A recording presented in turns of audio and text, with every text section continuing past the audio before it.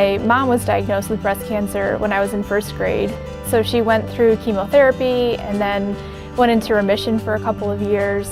And then she ended up passing away when I was a freshman in high school. I'm Lori's daughter, and I'm the founder of Lori's Hands.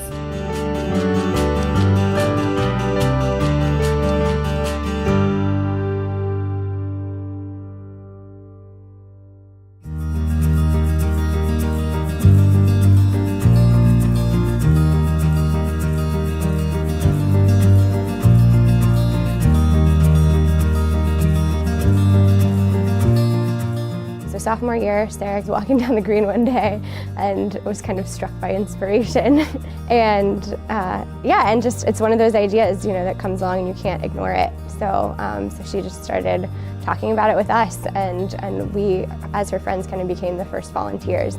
She just had very, pure motivations of wanting to help people in the memory of her mom. She had wanted to do something in her mom's memory, and this was just sounded like the coolest, easiest idea to impact, so many people who need help. I, like Jen, started out our sophomore year of college. We were both good friends of Sarah's.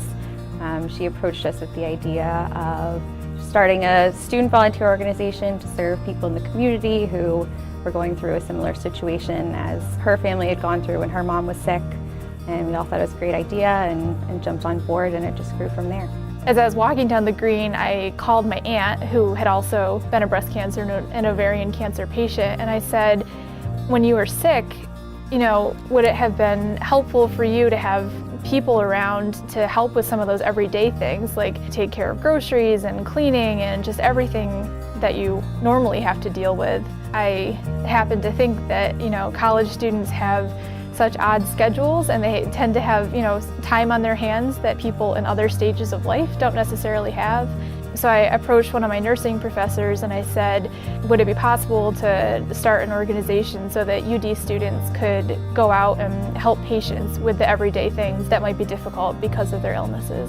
What I think is unique about Lori's Hands is the fact that not only are we helping these chronically ill elders in the Newark community, but it's really an invaluable experience for students as well. So like I said, we have the aspect where these students are actually going out into the community and they're helping people that need the help. I got involved with Lori's Hands as a freshman. I went to Activities Fair and they said, this is great for nursing majors. It's good for you to see different clients, things like that. And I was like, okay, cool, I'll try it. So I went and volunteered a couple times and really liked interacting with all the clients. We were having a really hard time going to the store. Well, Warren was, because we always did everything together, and he come back, and the one day he just fell right in the chair. He just almost collapsed. It was carrying all the bags in, putting them on the table, and going back. And Sarah came out here, so sweet, interviewed with us, and signed us up for Lori's Hands to go to the store every week. And they've done more than go to the store. They will do everything, and they're wonderful. I'm telling you. The class is definitely a part of the club that I feel like is a really important milestone for us as an organization. I feel like if we could really engage students around service learning, and we could open them up to healthcare policy and palliative care and aging in place, and get them engaged in those issues, it would become more of a mission instead of just a hobby. We would have these huge questions like, why doesn't my patient have access to home care? And why is it that only hospice patients seem to, have low-cost in-home services? What's the distinction there? And, how does insurance work for in-home services? And, why is my patient so frustrated that her doctors aren't talking to each other? That coordinating her care is so difficult. We felt like we really needed to ground ourselves in something academic so that we could, kind of grapple with some of these bigger issues in an academic setting. So you've been a part of the class all 3 semesters so far, Right, then. yes. So was that any different, having the students come when they were a part of the class? They were great, and I just love the enthusiasm and the we can conquer the world attitude that the young people bring. this is just the beginning. Just in my 4 years here, I've seen how much time and effort everyone on the board has put into it, and it's a really unique and dedicated group of people.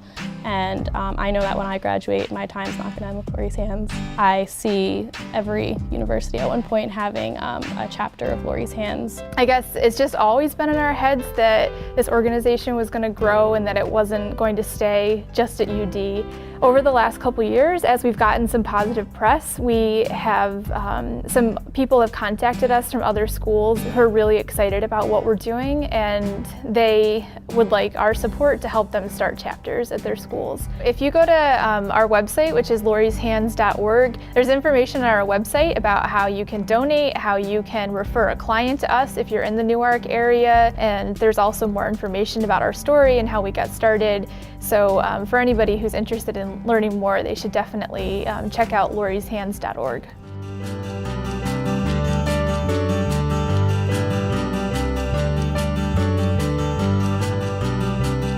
It's such an honor to my mom's legacy that my friends who didn't even have the chance to know her commit so much of their lives to making this organization work. And that means so much to me on, you know, a professional level, but also on a personal level, that that they're really interested in, you know, in making Lori's Hands something that's worthy of having my mom's name attached to it. That means a lot to me.